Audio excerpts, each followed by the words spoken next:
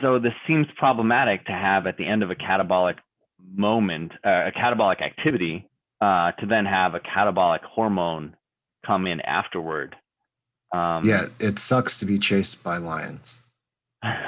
It's not, and that's something, it's funny, but it also is something that we forget when we're looking at human health. Like, we're designed to deal with real shit. Mm-hmm. And so the stimulus that we give ourselves most of the time is not, it's not a real stimulus, right? Like a lot of us don't feel real fear. And of course, that gets, the body needs a scale, so we start to see hypersensitivity and anxiety disorders and stuff like that from being late for a conference call. Mm-hmm. And that's just a coping mechanism for maintaining homeostasis, right? Right. But when people were causing stress responses, it wasn't because they did a squat, it was because they had something trying to rip them apart. Mm-hmm. And that gets lost in the sauce quite often when people are looking at like what they're doing to their bodies and what they need to do to their body to support that activity. Mm-hmm. Like, it's pretty easy to remain anabolic in today's day and age as far as protein synthesis and making muscle. There aren't really a whole lot of things showing up that can take us out of that. Right. Although we probably had quite a few more people stay in a catabolic state throughout the course of this pandemic, just due to the stress, emotional stress, mental Yes. stress. Ironically, we probably have more people walking around in relative catabolic states than ever before on this planet because people do so little, Mm, even though it's right. so easy to not. Like, there are all these tools to remain To rest. relatively anabolic. Right. But also,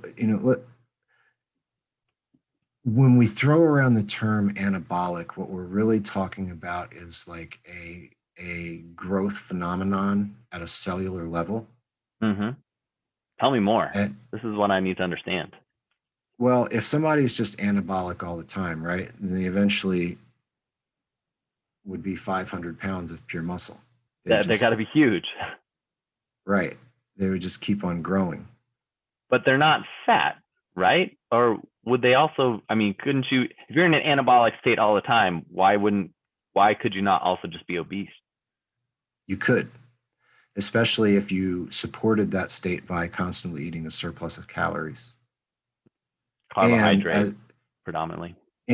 but as we touched on, if somebody's trying, if we're talking about muscle, if somebody's trying to be as big as they possibly could, they're probably going to be using carbohydrates as a tool for that to manipulate their insulin system. Mm-hmm. And Right. that, as a consequence, that'll usually result in some body fat um, deposition. Staying with that bodybuilder example, though, they do a lot of things to keep themselves in a relative muscle building and muscle preserving state, even when they start reducing their calories. And the whole name of their game is to keep those cortisol levels and keep that stress response really, really low as they, as they continue to manipulate their physiology towards something someone would think of as anabolic. But Mm. it's not that they're growing, they're just keeping a lot of those pathway signals on such that the body holds onto that muscle. Where under normal circumstances, the body would be getting rid of that stuff really quick. It's heavy, it's full of good nutrition for other processes, and organ systems, start to suffer as a consequence, especially when you're in like starvation mode. Yeah. Interesting. Um, does having elevated cortisol have an effect on your appetite? Yes, Which makes direction? most people hungrier. Hmm. Has an effect Interesting. on your energy, reduces your energy, Is has it an effect on harder? your thought processes. Quite often, kind of blunts mental clarity. But of Hmm. course, that's relative to somebody's mental state, because if they're always high strung, then doing something to chill them out a little bit can open a window for them to be paying attention a little bit better, and that might work out better. Oh, you But if just found a somebody's hole, usually, Patrick. right. But if somebody's usually zeroed in, thinking clearly, then that can interrupt their clarity. Mm-hmm. We touched on a little bit how, speaking of mental states, we touched on how sugar crashes happen to people because they either due to a high carbohydrate diet, regularly having too many carbohydrates in their body, their goblet cells are kind of working overtime, so they get too much Exactly. insulin released, and then Yes. all of a sudden there's not enough glucose in their bloodstream, so they have this sugar crash. And I'm curious, so do diabetics or people that have worn out those goblet cells in the pancreas, are they, and they're also reliant on exogenous insulin, do they not experience sugar crashes as regularly? It depends how they do it. Yeah.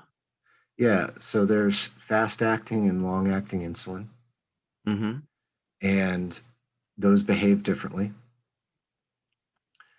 Short acting insulin needs to be done right around the meal and typically needs to be more exact to the amount of carbohydrates that are being eaten. Wow. And especially newer forms of long acting insulin, you can kind of take earlier in the day and it will maintain your ability to process carbohydrates for, I think it's like maybe 6 or 8 hours, something like that. So what Uh, would happen if you had as all that long as you stay insulin? within certain ranges. Yeah. What would happen if you had that long acting insulin on board and then you didn't eat any carbs all day? You cause yourself problems. Yeah. Tell me more. What kind of You problems? you typically go hypo, pass out and die. Hypoglycemic. Yeah, Mm-hmm.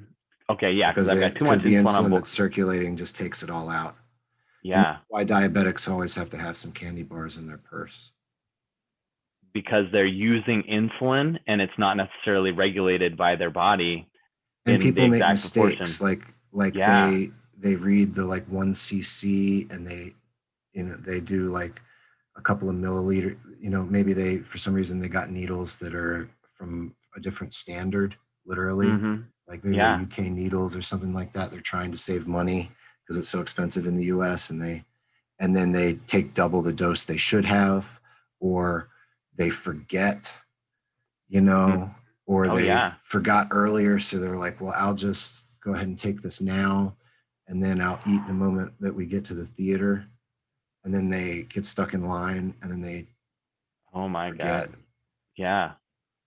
Yeah. Wow. Um, so yeah, that kind of answers my follow-up question. I was going to say, so they never have too much insulin, but the glucose levels, if they didn't take that exogenous insulin and they don't create enough insulin on their own and they have too much glucose in their blood, Fat. what happens then? They just get fat? They just are a fat diabetic. And that's what most of people we see in this country with diabetes are. They're obese. They just use insulin essentially as an enabler to continue eating too many carbohydrates. They just will eat how many carbs they want and they'll just dose their insulin accordingly. Wow. So if Yeah. I have too many carbs in my blood and I'm not producing enough insulin to ferry those carbohydrates where they need to go, Yeah. then they Your get blood sugar stored as starts fat. creeping up. Yeah. You start to have like a 130, 150 blood sugar, Mm-hmm. glucose level within your blood, and it starts becoming toxic. Wow. And that's when you see like diabetic neuropathy, Right. We right? touched on Those this last time, but swollen hands, mm-hmm. legs that will get amputated, and they And carbohydrates, fascinating molecule. yeah, it's curious to me that they're so powerful and yet there's such a lack of education on this stuff. Like the only way you can get diabetes is by eating carbohydrates. But you wouldn't believe how many diabetics I've spoken to that no one had ever explained that to them. And we could fix an epidemic in this country just like that, and people could change their lives. And they still might be a little obese because they might just like eating a lot of calories.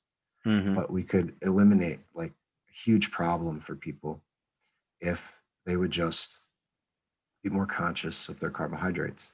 And that's I mean, okay. You know, there are plenty of reasons why people eat too many carbohydrates, but it's curious to me that it just escapes us as a well, society up to this point. yeah, I mean, it hasn't escaped the industry interests. I mean, No, keto's like, huge, right? no, I'm talking about the carbohydrates being Oh, manufactured into highly, the refined carbohydrates that are packaged with those, seed and oils, it doesn't seem to hurt vegetable and their seed oils. business much either, does it?